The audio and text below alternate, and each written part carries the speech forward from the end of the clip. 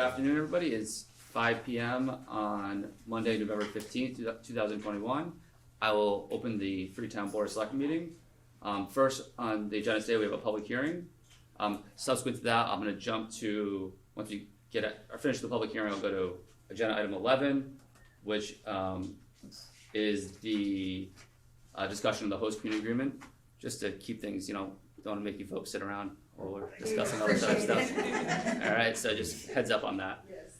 Okay, so I will now open the public hearing. This public hearing is for NStar Electric Company, DBA Eversource Energy, request permission to locate underground cables, conduits, and manholes, including the necessary sustaining and protecting fixtures in, under, along, and across the following public way, which is it's 2,760 feet of conduit and cable under South Main Street, and 6 new manholes. So have the butters been alerted? Oh, no, from Eversource. Okay, you're from Eversource? Yeah. Yep. Please come forward. Could you state your name? Yes, Jessica Elder, Eversource. Hi, Jessica. Hi, how are you? Good. How's everybody this evening? Excellent. Thank you. Thank you for having me. We all set? Yeah, you can proceed. Okay. Basically, we're back here again, repetitioning for a job that was submitted back a few months ago. And there's been some revisions for, engineering, construction with the town to reduce our carbon footprint. And we are requesting to upgrade our existing infrastructure. So the petition has been revised to install approximately, as stated, 2,760 feet of conduit and cable under the town road, and also installing 6 manholes in the public right-of-way. Again, this is a system reliability project, improving the reliability of our electric service to the town. It is necessary for, if it's necessary for a police detail, we'll provide that, in advance as well. And from what I understand, most of it is on the southeast side of the road. I know that it looks like we're going over to the southwest side of the road. But we're starting from an existing manhole 8,000 over 1 and proceeding down North Main Street. Okay, I have a couple questions. Will the roads be 100% closed at any point, or are we going to have at least one From what I lane was open? told, the roads will not be closed 100%. Okay. And then, so to get the road back to its original, state it is now. Or better. I guess that's great. That's what I want to hear. But I mean, is there any kind of way we can, I'd like to, have something, maybe our highway surveyor Chuck come or do like a review afterwards Absolutely. to make sure that. If there's any problems, we'll go back and make sure that it's Yeah, up to the standard. It's obviously it's a heavily trafficked area by a lot of big vehicles, and also everybody in town usually has to go through there Okay. pretty frequently. So we want to make sure that we don't have a Highly bumpy traveled road. road, Yeah. Jim, thanks for coming. Do you have any questions or concerns, or Jim? I still have some concerns about getting some of these manholes where they're shown, but I know they dug a lot of test holes. And they're trying to locate it in and out of the pavement, to get around some of those. I know going over the culverts are gonna be a problem. They're really not showing on any of the plans how they're gonna do that, which I'm not sure that it matters to the selectmen how they get it in. It's the difficulty that we're gonna have moving forward, tying in any kind of sewer to the existing sewer line, water services. We've got a project right now at 125 South Main that needs to tie the water in, so the water's on the opposite side of the road. Somehow we're gonna have to get, I believe, under their duct, because they're talking about 36 inches of cover, probably a 2-foot high duct bank. So now we're 5.5 feet trying to get underneath that duct bank to put the service in. There's also a sewer line that comes out of that property that's going into the manhole. Yep. So that has to, technically, you can probably get over it with the sewer because it's a force main, but we still have to make sure that their duct does not end up over over the top of either a water main or a sewer main in any location so that we don't have that conflict whenever the town or its people and projects wanna tie in. So I think between Kevin and Chuck, they need to make sure that their utility and their conduit doesn't end up on top of one of your water lines or your sewer lines. They've shown on their drawing somewhat of the water main, they're still not showing where the 12-inch fire line that ran from the Asona Dam to Stop and Shop or the old Algonquin, which is, to my knowledge, is mostly on the east side of the road, so I'm sure it's gonna interfere with this in some location. Yeah, But as you know, now it's Copart. Yeah. They have the right to use that water main, so that can't be disrupted. And the other comments I would have is, they've now made trenches across both lanes of the roadway to look for their stuff. I think the selectmen should make it mandatory that it's curb to curb, brined and repaved for the whole length of the project that they put their stuff. Yeah, absolutely, I'm with you there. It's impossible to do half a road and then switch to the other half of the road. Now they have, like I say, those trenches that go across. Those trenches were only 12 to 18 inches wide, so they weren't compactable. Mhm. They're relying on the traffic to compact them, but they're gonna settle for the next 12 months because of the way they were put in. yeah, I And if the duck feel bank those, is anything like that, you know, I think it's up to the selectmen to make that. yeah, I think it was brought up at the last meeting that, sorry to cut you off, Jim, that it was, that is our most heavily traveled road, so, Yeah, before they started, it was the best road in town because it was paved within the last 3 years. It was round, it was paved, and there wasn't one trench in that road. Now you're gonna have them up and down the whole road. So I think it ought to get put back to the original condition. We have received some complaints on the existing trenches. yeah, I mean, I drove over them, I have to avoid them on the way here, so I'm familiar. So, I think they're gonna find their way down the street, yeah, whether it's to what these plans look like, probably not. But in the end, I don't think it's something the town can stop. It's a public utility, they have a lot of rights. But you need to end up with something that the town can live with in the end. And Yeah. that's connecting two existing utilities in a street that looks as good as it did before they came. yeah, and you brought up a great point, if we decide down the road that we're gonna use that conduit, the line for septic, right, for sewer rather, So, do you think it's gonna really mess with people on, one side of the road, that's the opposite side of it, to spike off of that? I mean, we're saying half the road can't use it, and the other half can, it doesn't really make it a very feasible project, so. yeah, you're gonna be able to get there, it's just a matter of, crossing that utility, crossing that duct bank, it's gonna make it difficult, especially for the water mains. The water mains have to be 4.5 foot of cover, so that ends up getting smack in the middle of this duct bank that they're proposing if you're on the opposite side of the road. And 125 South Main is already in the permitting stages. They've had conversations with both the water and sewer. That's the first project, that's gonna get both utilities across underneath it and around this utility to get to the manhole. yeah, so, thanks, Jim. Chuck, do you have any input on this? No, I'm sorry I'm late, but I kind of agree with Jim, we gotta go gutter to gutter. Yeah, When we're all said and done. And if Riley or Eversource, Riley's a contractor, they need to do a better job somehow compacting those exploratory trenches. Either they have to go wider, so they can compact it, or they have to backfill with different material, because you said, town administrator alluded, we've had some complaints. Yeah, my own daughter wiped out blew a tire on one of them. yeah, Again, Riley's been pretty responsive to getting back out there and And when they're low, they fill them high, and then they go low again. And, they haven't balked, they haven't given us a hard time at all. It's just, like Jim said, it'll take a long time for those trenches to settle without the proper compaction.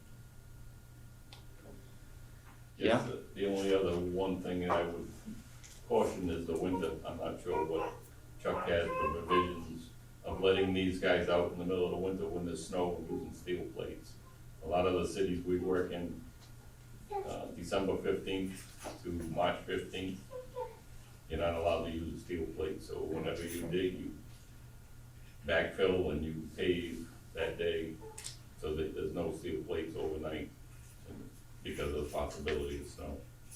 Some of them disallow it, and I don't know where you work, Jared, they didn't allow it from December 15th to March 15th like a lot of cities and towns do. Emergency use, yeah, but not for a land project. Yeah. No, I mean, So I think that's something that, between Chuck and the board, I don't should even know look if at. we have anything in writing on that, but, Yeah. yeah, it makes sense. And Yeah, we- they were discussing with me about the November 15th deadline. That kind of goes back years and years ago. Most asphalt plants were shut down completely November 15th.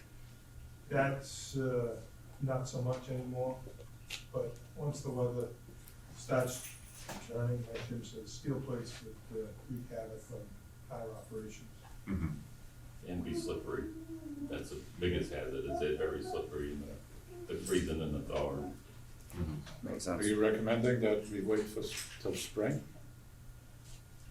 There's no reason why they can't work until Christmas, but if you start to get ice and snow, that should be Chuck's call to say they can't go any farther, because it's a hazard to the roads in the town. Chuck, do you plow that whole stretch of road, or is any of that state? No, that is, where they basically ended up right now, from 80.5 South Main Street north to, say, Ridge Hill Road, that's all state. And then there's a section down by Brighton's, basically from Brighton's to Innovation Way, that belongs to the state. Everything else is ours. I'm just asking, because I don't know if the state has any special regulations on that, with how they want. Yeah. None of what they have on these plans, the state work, and it almost looks like the state portion, they're going up overhead. Because Verizon's been out there putting new poles in, and maybe, the representative from Eversource knows that. Whether or not during the state portion, they're going underground, or whether they're going up over poles. They are going up underground. We've received a permit from Mass DOT, to start the work. This is why we submitted this petition back when we did, hoping to have it done, by the end of the fall season, before the winter hits. So from what I understand, there's a project that they're now saying that's been delayed, not gonna start until the winter, until the spring anyways.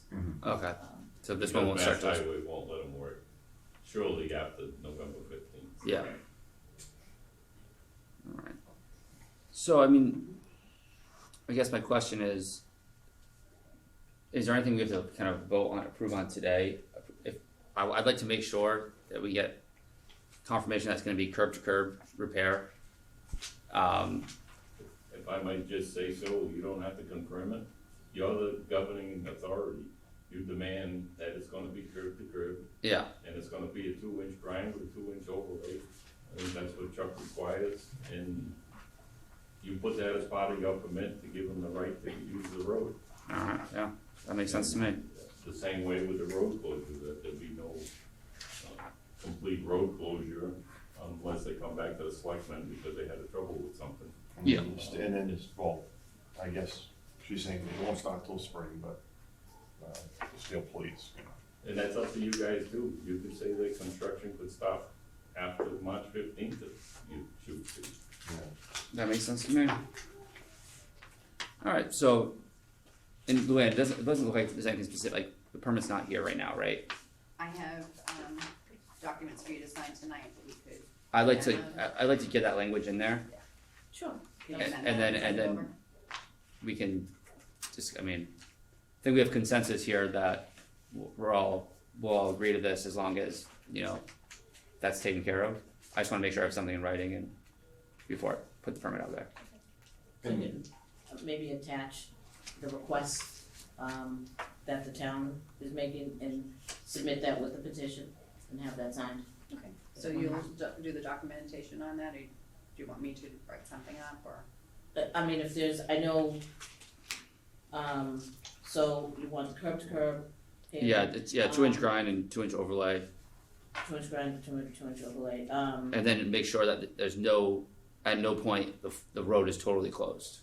at no point, yeah, Yeah. okay, yeah, I'm pretty sure that was discussed prior to, that was not gonna be the case, and, it was the curb to curb, I have that, 2-inch overlay. And starting after, do you have a specific date? Yeah, March 15th seems to make March sense to me. 15th? Okay, I alright, think Should we your say whether- trenches ought to be in there, that any trench must be compacted. To Even- truck's approval. Like, even right now, right? Yeah, even now. Yeah, Should that's be it. all compacted up to the Yeah. approval of the DPW. The I size, agree with that. yeah, the size of this tunnel, we'll call it, right? When you said it was extreme overkill, did they shrink that down? The culverts down, because I remember you were saying. The manholes were- Manholes were yes. huge in size. They Yeah, shrunk now them they're down. only showing that the 6x10s, they originally had, those, big ones like they're putting in off Mhm. the road. Yeah. They were 5-sided, and I think they were almost 12x12. But they were pretty big, but they did shrink them down to 6x10s to try to get them in between the other utilities, so yes, they did shrink them down.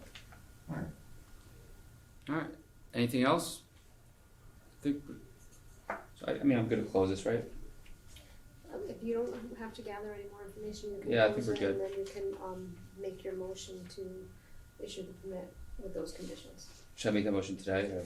Yeah, When you close it, yes, if you're not gonna make the decision, you might wanna continue to a date certain. yeah, maybe I'll just, no, I'll just close it and make that motion. So, alright, so I'm gonna, I'll now close the public hearing, thank you, so I'm gonna entertain a motion that we approve the permit, pending or with the following conditions, that there's a 2-inch grind and, 2-inch overlay, that the, trenches are compacted, and that the work doesn't start until, March 15th. Am I missing one? I feel like I am. The road's not closed. And the road is not closed at any particular time. Do I have that motion? You wanna make that motion? I'll make that motion. Second. Alright, all in favor? Aye. Aye. Aye. Thank you. Alright, I really appreciate it. thank you. Your advice is all. yeah, I'll send it over, alright, thanks so much. Thank you. Okay, so now I'm gonna move on to agenda item 11, which is discussion on host community agreement. Request the Green Collar Cannabis Co. for marijuana product manufacturing operations in Freetown at 16A Copacut Road, Building 2, Units 5 and 6 in the Village of Assonet. Whoever's here to present, please come forward, state your name and, There's a presentation on the screen behind. oh, great.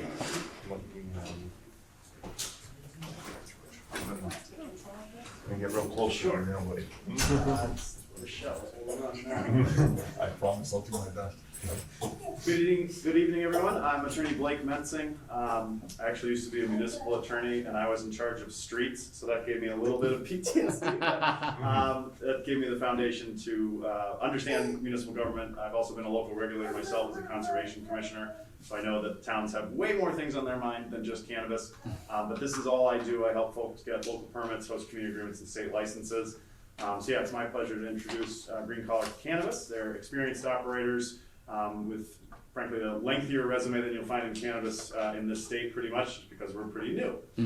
So yeah, the project will be outlined in the presentation, but the long and the short of it, it will be not public facing, it will be business to business only. You can only sell to other licensed cannabis operators, whether that's retail or another manufacturer. So the sort of life cycle in the facility will be bring in raw cannabis or cannabis oil, and then turn it into any of the state legal products that might exist. Every package that comes out has to be in child-resistant packaging and contain a series of warning labels. And then the state tracks that progress through the seed-to-sale tracking platform. So they'll literally know who grew it, who manufactured it, and ultimately who retailed it. And that is a trail of breadcrumbs to go back if it ever ends up in the hands of someone it shouldn't. It's an adult use industry only, so it's up to parents and basically people who have children near them to secure it away from them. But with that, I think I'll turn it over to Rochelle to walk through the PowerPoint. Thank you. So we're Green Collar Cannabis. Perfect, thank you. So a little bit about who we are and our mission.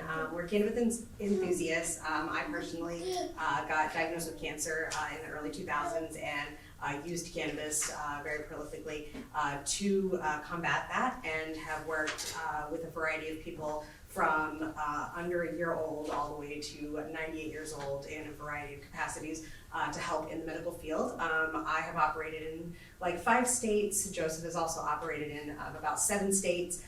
So we were part of the lead team for Nova Farms, which has a manufacturing facility and a retail facility in Attleboro, and then they also have a farm in the Berkshires. So we were part of their lead team and kind of stepped out to do our own thing.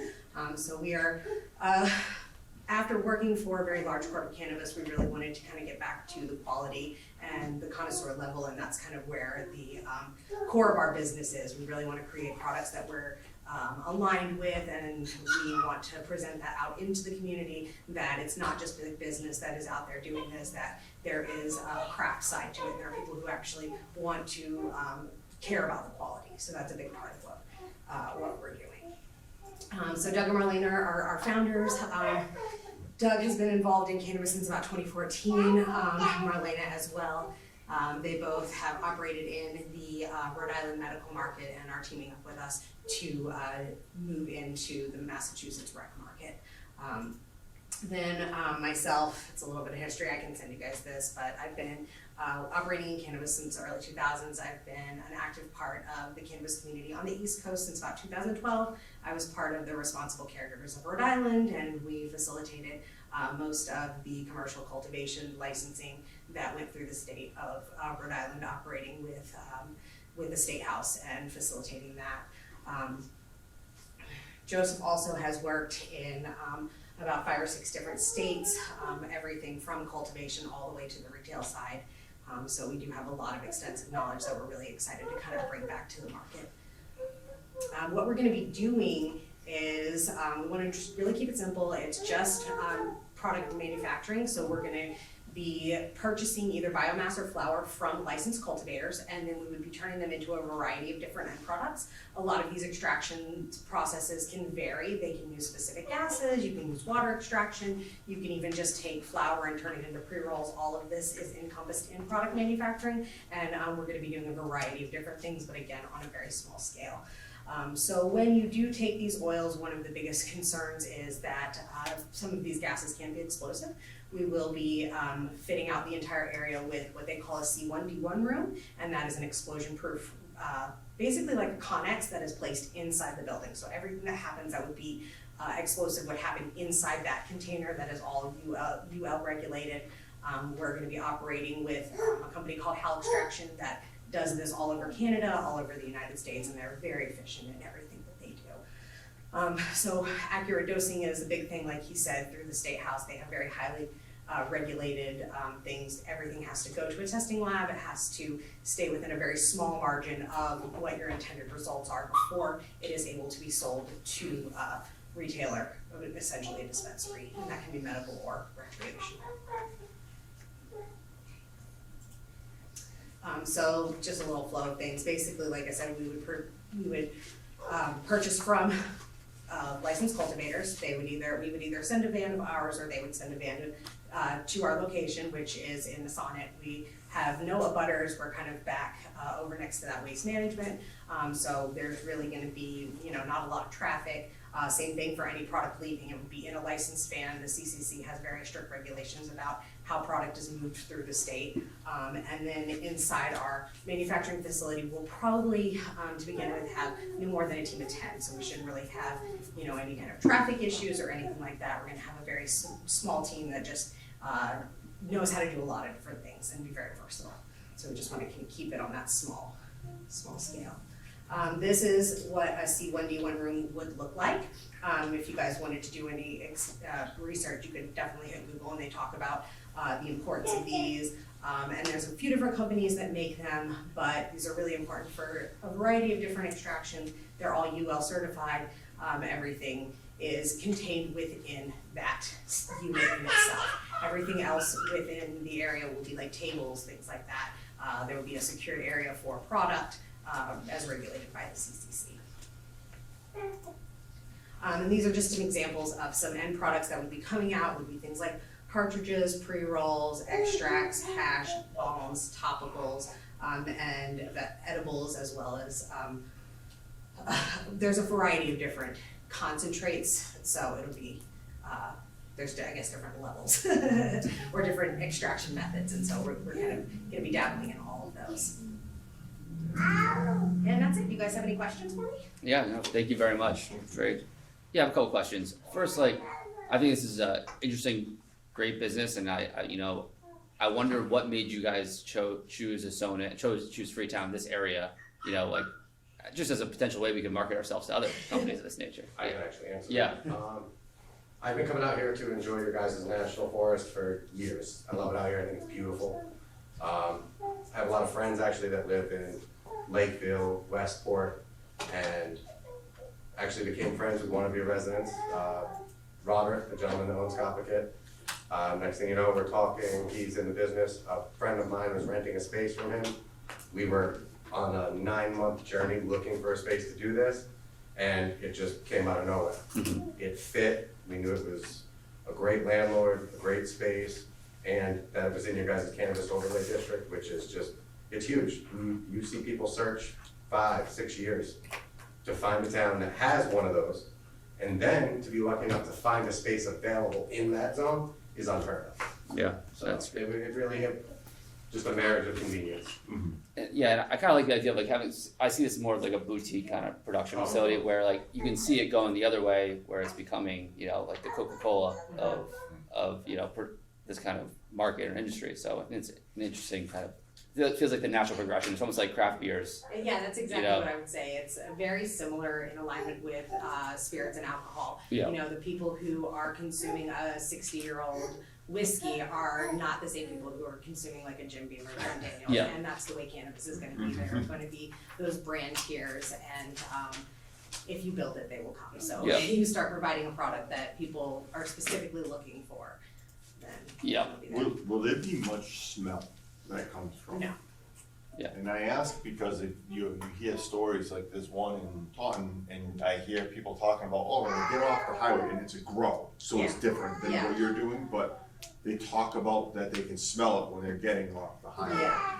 So that's really about technology. Yeah. The state regulations dictate essentially that you can't be a nuisance, and then of course noxious odors would be that. But yeah, the volume of plant matter at a manufacturing facility is lesser than the people who grow, bushels of it. Yeah. And also just the drying process itself changes the smell. It still has a smell. Mm-hmm. So if you go to a retail store, once you get past their security, you tend to smell it on the sales floor. But yeah, they use, charcoal filters on the HVAC systems that get changed out every 3 months or so. But yeah, it's not a high intensity odor generator, just because as soon as they get the product, they're not sitting on it indefinitely, they're putting it through the process. And then once you put it in another product, if it's in a vape cartridge, that's self-contained, no smell gets out. If it gets put into an edible, you can smell it if you put it right up against your nose, but it doesn't have a great sort of emanation factor. And then the benefit of the child protective packaging is that tends to be relatively smell-proof as well. Yeah, and I know so I got a tour of American in Minnesota, and that's a huge grow up, and they have their HVAC system, and the exhaust of it, it's they have like pretty misters, right? So that's why there's no smell coming out of there. I've never smelled anything. Yeah, there's a lot of technology behind that, where they actually have companies that make things you can spray that literally scientifically break down scents. Yeah. And a lot of these use that for not only smell mitigation, but they also use it for like mold mitigation and things. As they clean the air in the facility, it actually removes all of that. Interesting. Yeah. I guess my only other question, I don't think we have to talk about specifics right now, but when it comes to like a host community agreement, like structurally, how have you seen these work? Like, I think, is it like a per square foot thing? Is it a product moved? Like, how do those things generally work? So I've negotiated about 100 HCA's in the Yeah. state at this point. And as a lawyer, what do? I look at the statute first. So I think the statute is really, really clear about what an HCA may contain with respect to a community impact fee. It's any impact that is reasonably related to the facility's operation where you can say, that cost we incurred is because of your presence, then that's 100% collectible. I've never said to a client, fight anyone on that. Yeah. What I've seen a lot of towns do is sort of ignore a couple of words in the statute. MGL Chapter 94G, Section 3D essentially says you shall have an HCA. It will define rights, duties, and responsibilities between the town and the operator, and community impact fees of up to 3% may be collected for reasonably related impacts. And then the sentence concludes, any cost that's incurred, the receipt thereof becomes a public record. So I'd say most towns say 3%, that's the deal. Yeah. There's ongoing litigation up in Haverhill right now where a retailer said, great, we'll pay you, just tell us what the costs were. Yeah. So, yeah, I mean, earlier you asked, what could you do to sort of be attractive to cannabis companies? And I'd just point you to the town of Uxbridge. They've set a structure up that's unique in the state to my knowledge. They just cap your community impact fee at a given dollar figure a year. That way no one has to calculate or sort of get a line item of did this happen or did it not? And the operators typically say, great, I think it's $150,000 a year. Yes, that's a lot of money and maybe there aren't that many impacts, but it's a better deal than 99% of towns in the state. And having the certainty, you know what it is. Correct, You can plan. predictability. Yeah, that makes sense to me. Just to clarify. Sure. 3% of what? Gross revenues. Gross revenue. Yeah, so that's on the supply chain side, there's no retail tax because you aren't eligible to sell directly to consumers. But yeah, towns are able to collect community impact fees. You just do have to document it as a town. And one town of Littleton actually agreed to a provision that I came up with. The costs of calculating sort of the line item cost per facility, that in and of itself is collectible because you wouldn't be doing that Otherwise. but for the facility's operation. So to my client, they say, well, why would you volunteer to pay for your staff? And I said, because they're gonna find fewer things if you line item it and Yeah. just say 3% and that's the deal. Yeah. No, I getcha. Debbie, any questions? Yes, can you, I think you might have said it, but I didn't hear it. How Sure. many employees do you think you'll employ? We're looking at a maximum of probably 10. 10. How big is the facility that you're proposing? This space is 3,000 square feet. 3,000? And those 10 employees would most likely be working on 2 shifts. So you'd probably have 4 to 6 people tops in the facility at any one time. What's the traffic flow you think? No, I don't listen, 4 to On 6 any employees is given day, nothing, but it's- how many trucks? I guess? Trucks, there will be none. There are no facilities using trucks at this time. It's all vans. Or vans, I'm Yes. sorry. Sprinter vans. At most, 1 or 2 a week. That's what I would say. It'd be very limited. It would usually be a drop off 1 day a week and then we would send the product out. So we would generally probably try to take a delivery on Monday from a licensed cultivator and then have that product ready to go out by Saturday to a licensed dispensary. And just one point, because there's no direct-to-consumer sort of ability to make a sale, there's no incentive to have, giant billboards anywhere that say, we're doing this here. So Yeah. really the facility is better operated, relatively anonymously. It's clearly in the There will be public no record, signage. but yeah, there's no There benefit. will be no signage. Exactly. Perfect. What do you think the gross revenues would be? I can speak to that.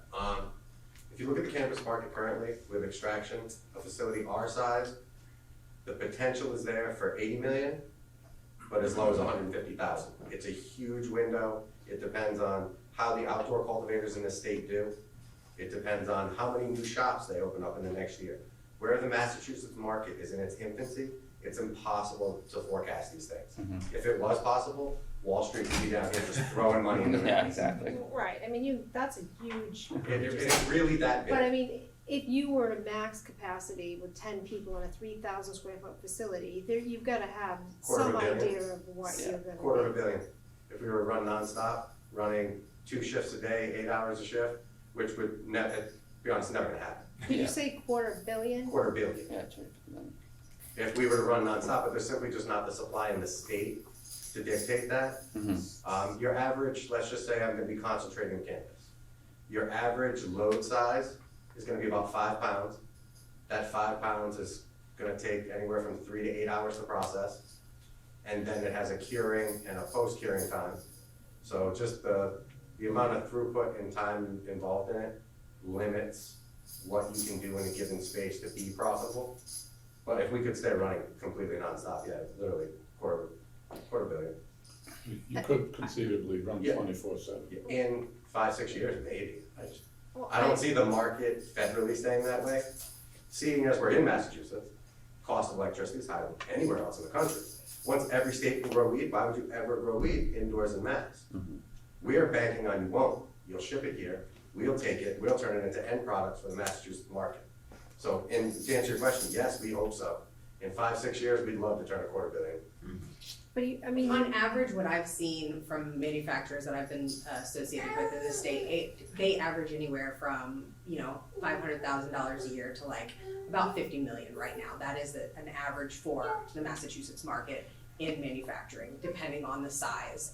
There are some very large manufacturers out there that are operating at 500 or 50 to 100 million dollars a month, right? I'm not my figure right now. And then there are some smallers who are operating, at a few million.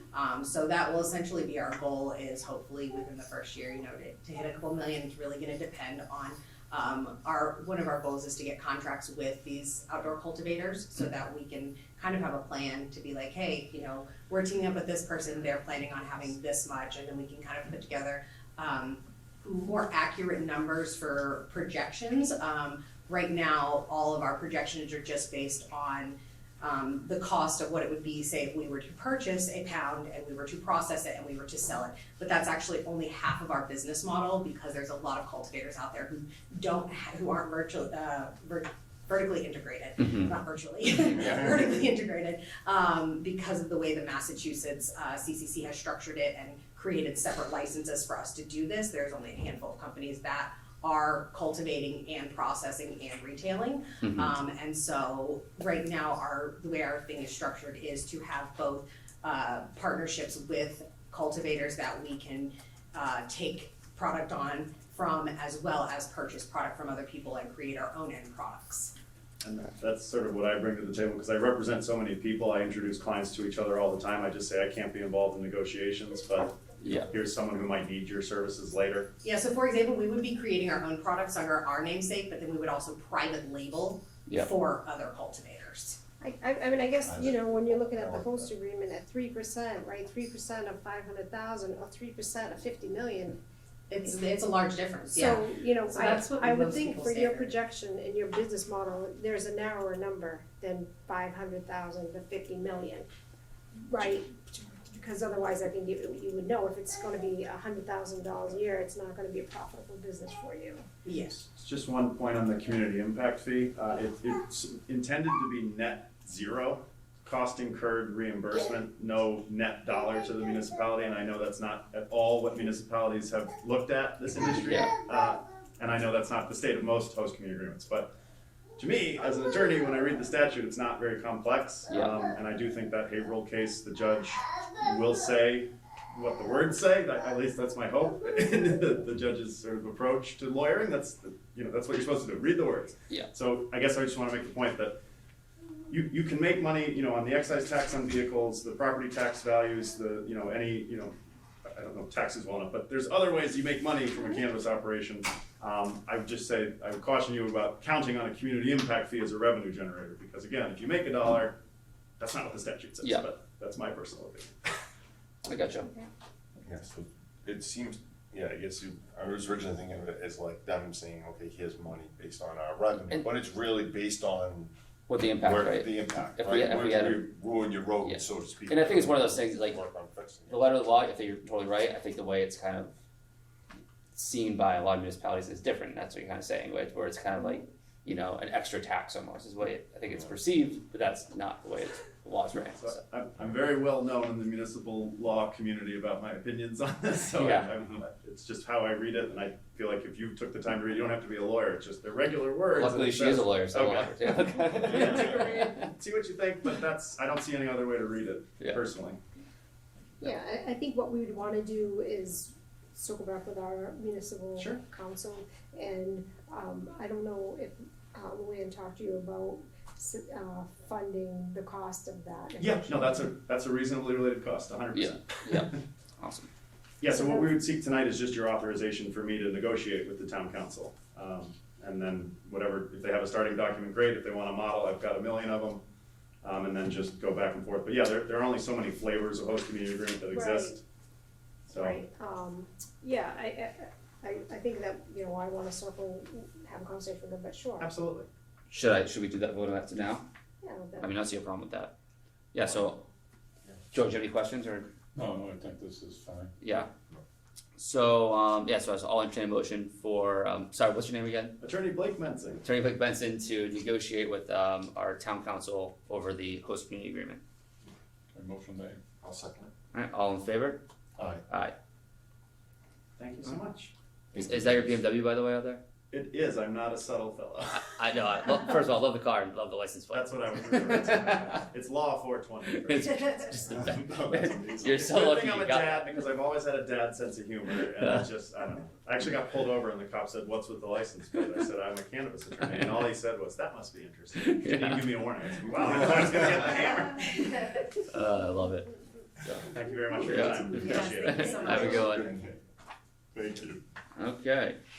Alright, now we can move on to our regularly scheduled programming. Oh, nobody stayed. No?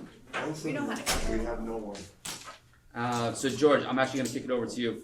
We're starting personnel board, agenda Okay. item 2. Alright. Okay, Yeah. okay, what I'd like to do is just go through all of these and discuss them, and then have one vote or accept them all unless put a hold on one of them for whatever reason. Is that okay? Yeah, Can you take 8 and 9 separately?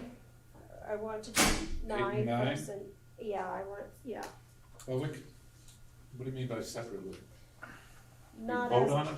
yeah. We're gonna discuss them all, yeah, you can discuss them all, and, if you wanna vote on them separately, we can. please, and, Is that what you're asking? I'll just Yes. put a hold on them. and, Yeah. yeah, Yeah, put a put a hold on hold those on. two, and let's discuss them Okay, at the good. end. All right, okay, we have, appointments. First one is Barbara Place. Oh, I'm sorry, too, thank you. You're welcome. Okay, right. We have resignation, Sandra Martins, that's going to be effective 11/9. Any discussion on that? Nope. Okay. We need to appoint one selectman to the Bylaw Review Committee. That will be effective 11/16 to 6/30/22. Any volunteers? I'm willing to do it. Throw me, it doesn't matter. Okay. All right. Do you wanna do it, Trevor? Yeah, I mean, that's fine, I'll be in the bylaw committee. So, Okay. All right, so, we'll vote on your appointment. yeah, sure. Okay. All right. All right, then we have, Barbara Place to the Taxation Aid Committee, effective 11/15/21 to 6/30/22. Any discussion? Lynn Furtado as Council on Aging Senior Clerk, effective 11/29/21 to 6/30/22. No discussion. Nope. Deb Petty Won't be Mr. to, I'm sorry, Miss Jean Ludovitz to the Cultural Council, effective 11/16/21 to 11/16/24. No discussion.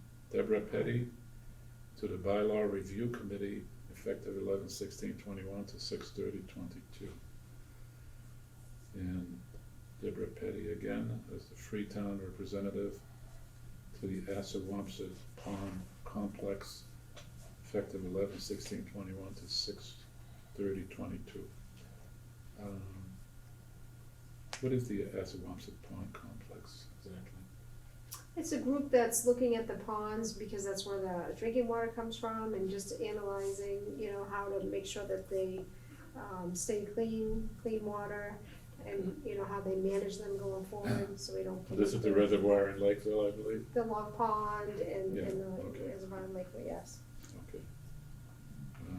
Okay, next one is Keep Mellow to Cultural Council, effective 11/16/21 to 11/16/24. No discussion. No. Isabel Ferreira as treasurer, tax collector, senior clerk, effective 11/29/21 through 6/30/22. Okay, any discussion? Nope. Okay, I'll entertain a motion to approve all of these appointments. I'll make that motion. I'll second it. All in favor? Aye. Aye. Aye. Okay.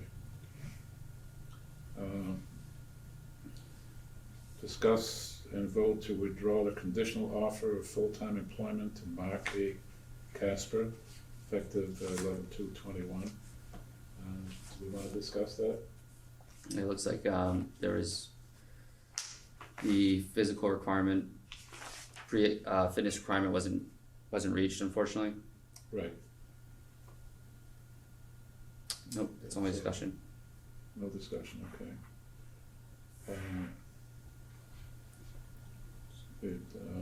Number 6 here is to approve the MOA between Town of Freetown and Luann Souza. Now, what is that, your standard contract? The stipend? The stipend, oh, thank you. Okay, any discussion? Nope. Uh, And then the next three are kind of, maybe we should just vote on everything up to this. Yeah, cause those will require discussion. Yeah. Okay, so entertain a motion to approve 2 through 6. Well, yeah, I I'm think sorry. it's, I'll amend that 5 and 6, yeah, and then we'll have to go back to 3. So I'll make that motion. I'll second it. All in favor? Aye. Aye. Aye. Okay, so what is, we have So, to, So yeah, so just, I think let's just vote on Number 3. number 3, which is to appoint me to the Bylaw Committee, Review Committee. So I'll make a motion to appoint myself to the, Trevor Matthews, to the member of the Bylaw Review Committee, effective 11/16/21 to 6/30/2022. I'll make that motion. second. Oh, wait. Yeah. All in favor? Aye. Aye. Okay. Sorry, that's- No, it's fine. Alright, so, And then now, so next steps in the permanent town administrator search. So I think, where are you? sorry, so I just wanted to take care of 3. So now if we go back down to 7, which is the town administrator search. Oh, right, okay, now that one, we had agreed to hire a firm to do a search. Yeah, I think we need to do a RFQ, right? RFP, yeah. And, so you want to start that process, cause that'll take a little bit, we'll draft it and get it out. Yes, that would be proper way to move ahead with this. Yeah. Okay, so. There was an, Entertain a motion to move ahead with that? Yeah, I'll make that motion. I'll second it. All in favor? Aye. Aye. Aye. Okay, Okay, can you jump to number 9?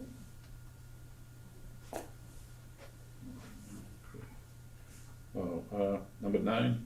Please, yeah. Okay, discussion and vote to approve fiscal year 2022 base wage increase of 2% for the confidential secretary effective 7/1/21. And that's No. for Deb Souza. For Deb Souza, yeah. Okay, and she's, She's the one that's retiring, but this is a 2% back to 7/1.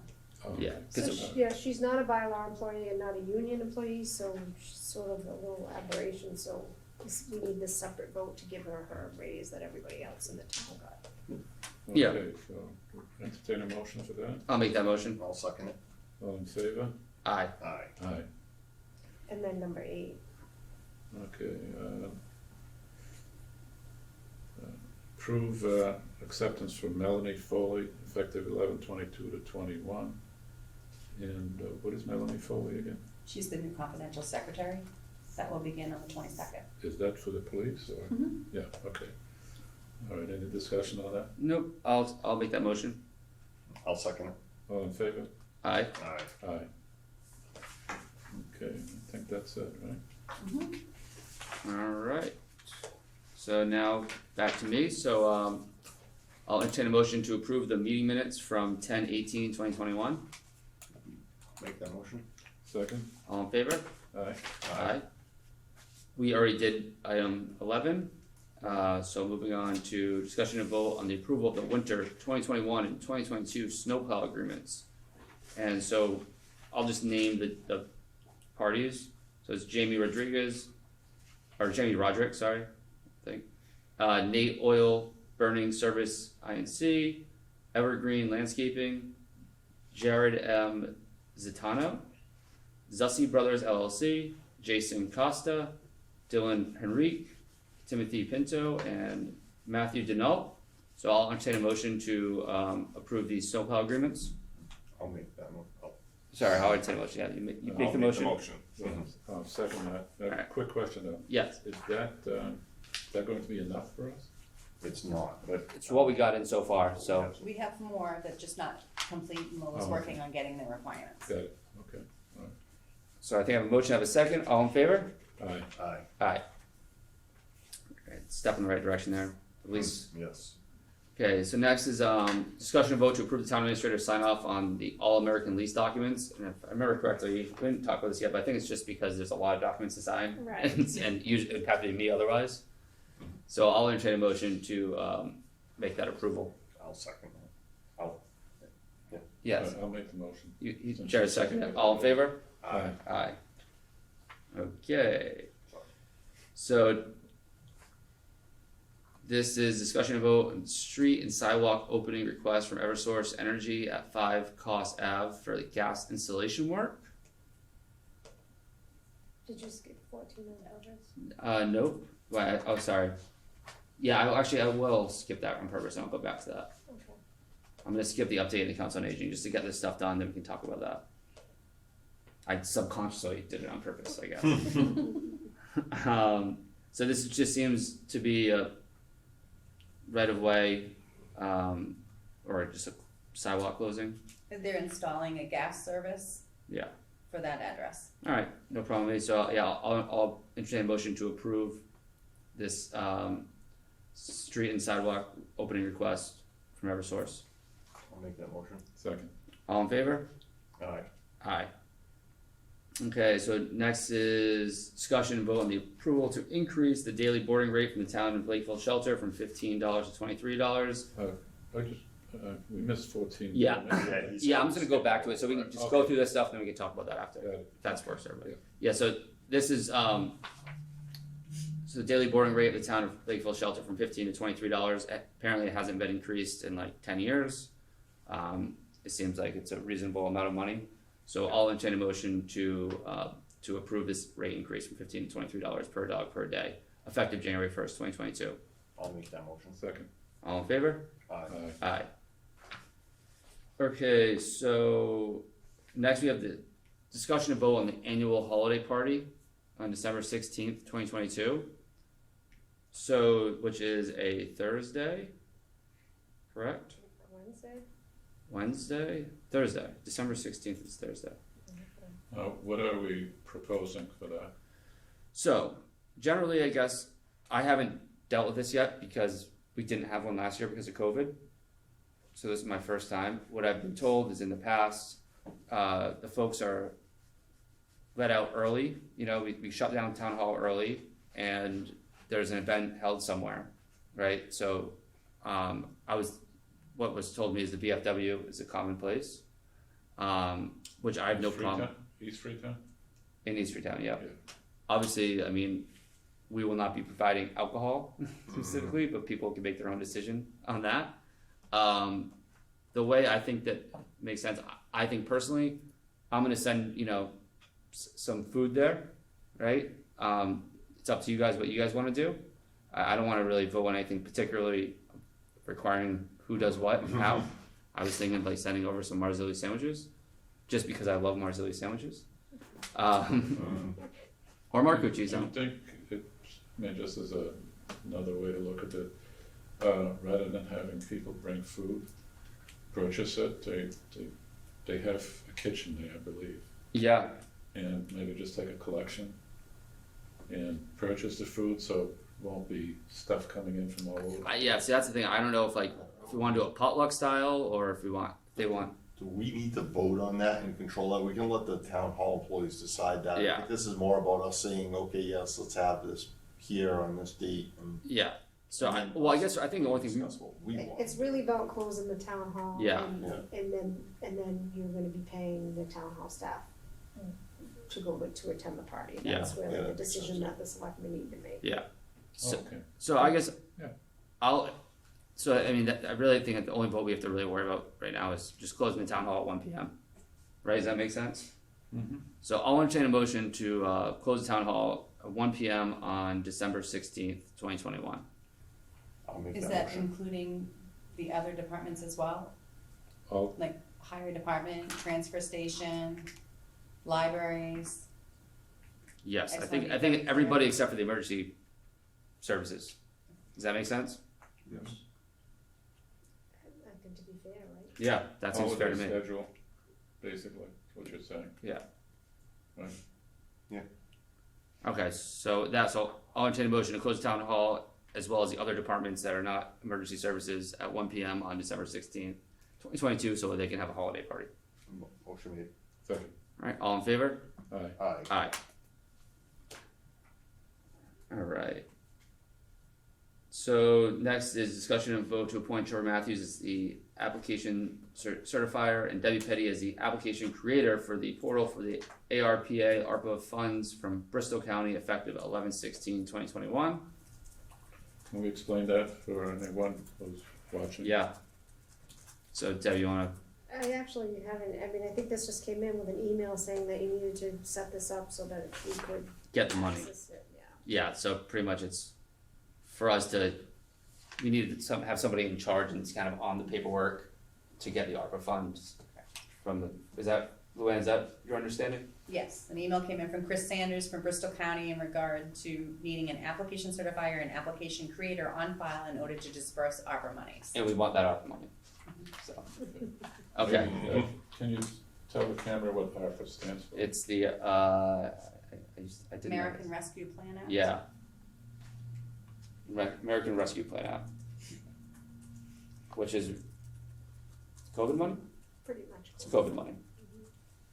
Okay, so I'll entertain a motion to appoint myself, Trevor Matthews, as application certifier and Deb Petty as application creator for the ARPA. I'll make that motion. Second. Alright, all in favor? Aye. Alright, discussion and vote on the ambulance abatements, so ambulance abatements are $107,000, $107,768.06. The write-offs are amount of $21,456.19, totaling $129,224.25 for the month of October 2021. So I'll entertain a motion to approve the abatements and write-offs. I'll make that motion. Second. All in favor? Aye. Aye. Let's struggle with that. Alright, so now I'm gonna go back to, do we have any, agenda item 14, are there any updates on the Council on Aging renovation or building project? I know, George and I both were able to go to the building committee meeting last week, and it looks like we do have, a path forward. We're going to have to create a subcommittee soon. We also have to have put out a RFP, right? For the OPM. For a project manager. Mhm. That's gonna be a big step. We need to have one person, that decision's gonna have to be made in conjunction with the building committee or the subcommittee. We have to figure out, I think with the building committee, have to figure out who is going to be on this board. We want a mix of obviously COA folks, building committee folks, and then people generally from the town who have a vested interest in this, or hopefully people who have a background in project management or, municipal construction or any construction, anything of that nature. Any other updates we have since? No, at the building committee, Ms. Pacheco talked about making sure that we had the designer selection procedures in place. Yes. So I went back to look at the ones from the police station, and when I read what was adopted, it was adopted for all municipal buildings, so we don't need to go back and now do a separate procedure for the COA. Okay. So that's in place, was adopted back in 2016. And what was adopted though? So it was designer selection procedures, so it basically just lays out how you're gonna move forward. I can share this, document with you guys, or I can email it to you, but it just says basically you're gonna hire the OPM, then you're gonna hire the architect, do your planning first, and it just lays out the procedures. It's modeled right after the Attorney General's, recommendations, but it's been adopted by the town, so it gives us the procedure to move Kind forward. of the playbook Right. to get And- Did we things. go up, does that include an RFP to go out for this? So, there was an RFP for the OPM done for the police station, so I will take a look at that. Luann has already modified it to some extent. I'll take a look at it and we'll probably send it over to town council to have a look at it and we'll publish it. Okay, because I'd like to make sure that that process is done. It's Yeah. definitely started, and we will continue it. The building committee recommended a subcommittee, and I think there was actually a vote taken that they wanted maybe 9 people on Yeah. that, and how it should be made up. So we need to work on putting that subcommittee together too, so that they're ready to look at the responses when we get them to, vet them. This is just for the COA we're talking about? Just for the COA, yeah. Okay, because I'd like to be on that committee, that Okay. subcommittee. Yeah. Yeah, works for me. Okay. Well, we're gonna just, so that's where we're at. It is moving, and I will work on that to get it out so that it continues, but I wanna make sure that we have the right committee in place to look at those applications and move forward. Absolutely. All right. Do we have on the agenda to discuss the town hall and other capital projects? We don't have it on the agenda, based off of the building committee, it was recommended that possibly we get an updated feasibility study, so I put out a questionnaire trying to just determine what that might cost and what that might look like. So I am working on the other pieces that came out of that meeting so that we can put it on the next agenda.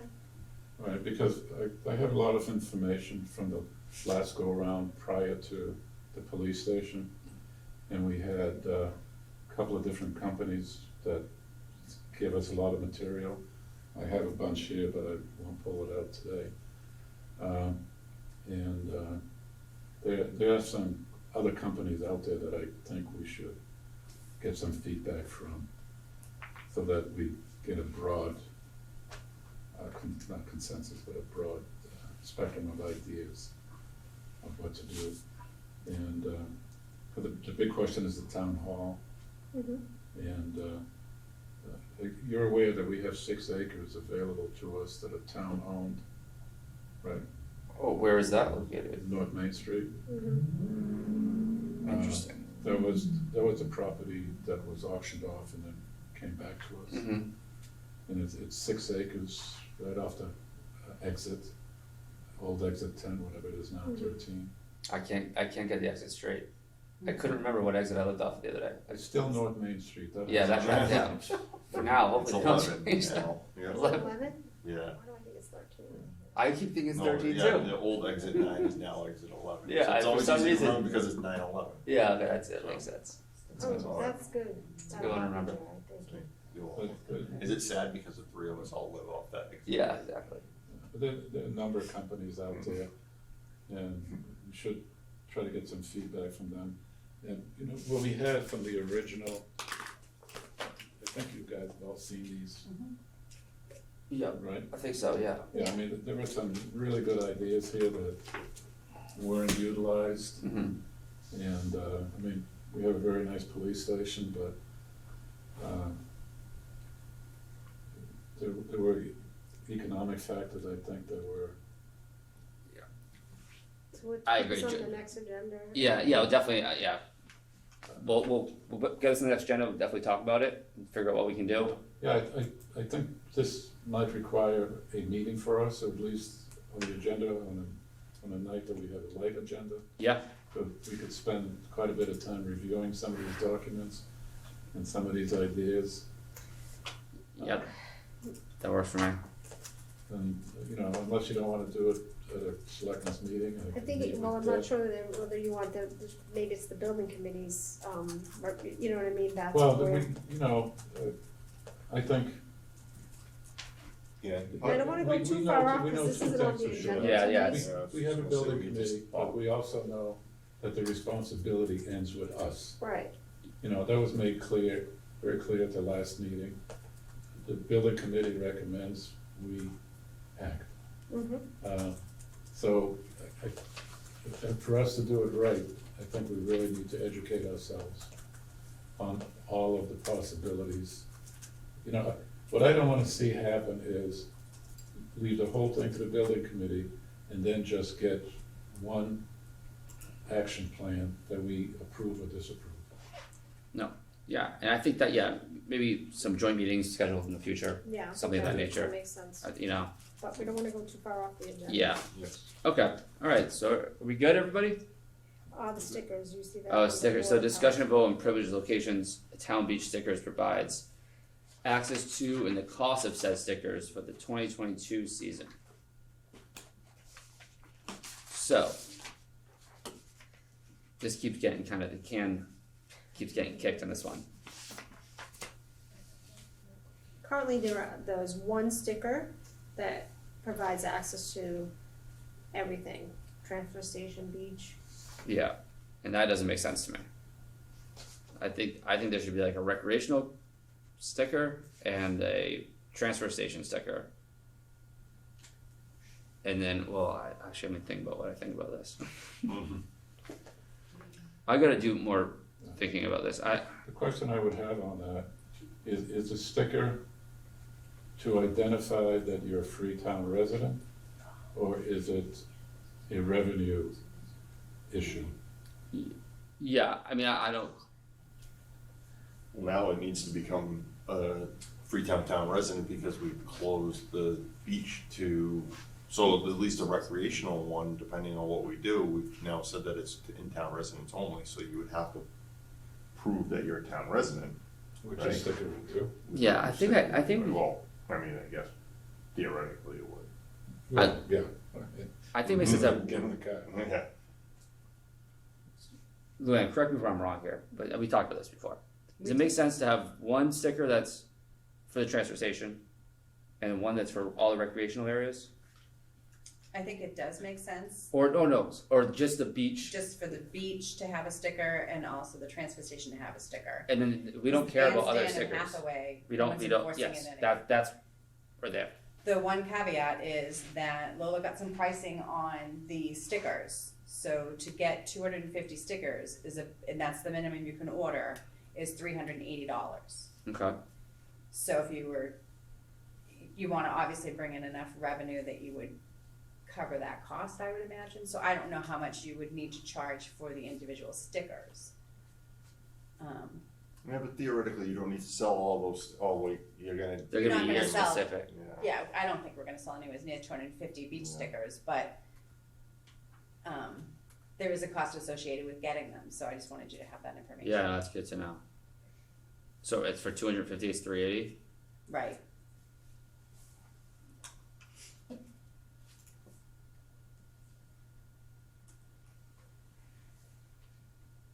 You don't wanna make it cost prohibitive for families, No. right? And that's the other part, that's a great point, is that if I don't know what we're charging right now, we don't want to, all of a sudden triple the cost on people, and they say, well, Right. great, well, what am I getting out of this? And the answer is, well, nothing's changed, it's just we've changed it to 2 stickers, but now we're charging you triple the amount, just doesn't settle well with me, so.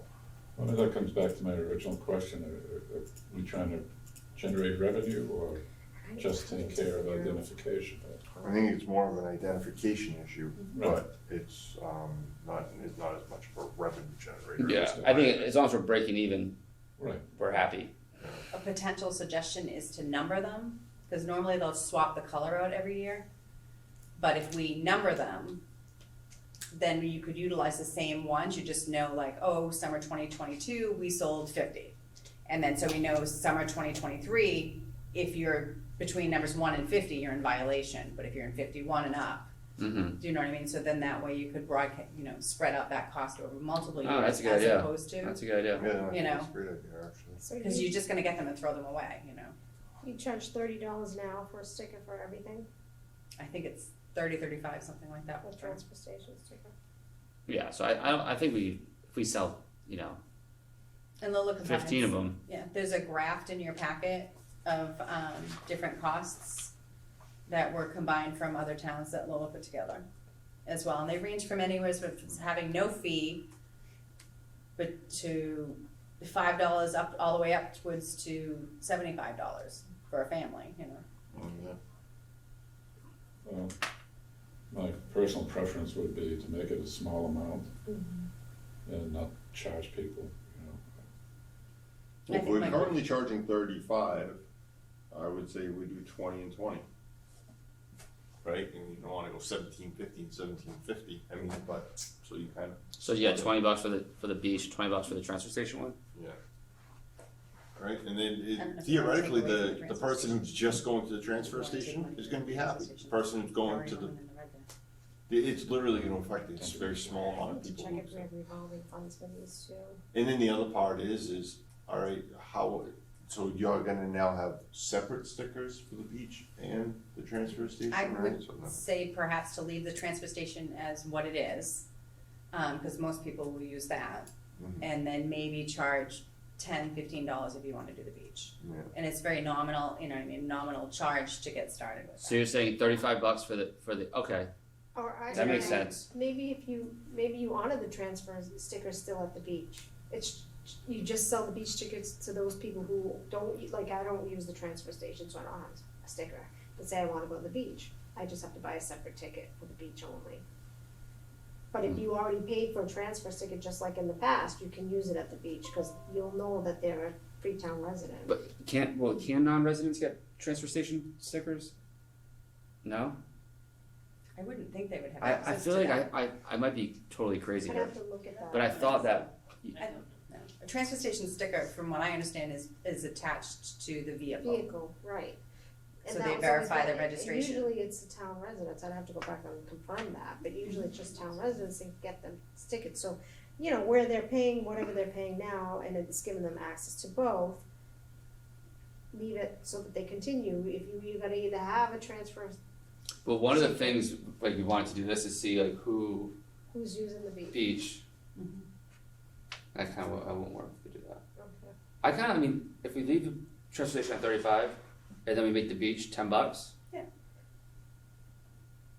I think that $10 will pay for the, you know, potentially pay for the stickers, if we could also go for the numbering system you mentioned. Right, so then we don't have to throw away if we only sell 100, we don't have to throw away the other 150. Right. So we wouldn't put a year on it, we just, you know, pick a different color than the transfer station Yeah. has this year. I guess that And makes go with the sense. numbers. That makes sense to me. And now, if anything, because the revenue generated from the transfer station stickers goes directly to the transfer station, right? So they're, if anything, they should, you know, they're probably getting all the money now anyways. They are, I think it goes into the general fund. Yeah. And this seems to be in line with the other local, you know, Yeah, I think you keep it low, cause it's residents only, so Yeah. you don't wanna, make it so they can't go. and $10 really just pays for the printing of the tickets and, you know, you know, clerical work of maintaining it and all the other stuff. All right, so are we ready to vote here? On what? So if we, The cost and the privileges. the cost, so, alright, so I'll entertain a motion to have the transfer station stickers be individual and sold for $35, and the beach stickers to be sold for $10. Is that it? Per year, right now, it's You just sure per the year, transfer residents station- only. I'm just looking up the transfer station now, because we just leave Well, it. why are we going $35 for the transfer station? Isn't that what it is now? I'm looking it up now to see what it is. Sorry, I should know that. was 30. It's 30. Okay, Yeah. I will rescind that motion. So I will entertain a motion to have the transfer station stickers be $30 and the beach stickers be $10. And access to the beach is just for the beach. That's it. Alright, I'll make that motion. Second. alright, all in favor? Alright, Aye. Alright, with that, I'll entertain a motion to adjourn. Make that motion. Second. All in favor?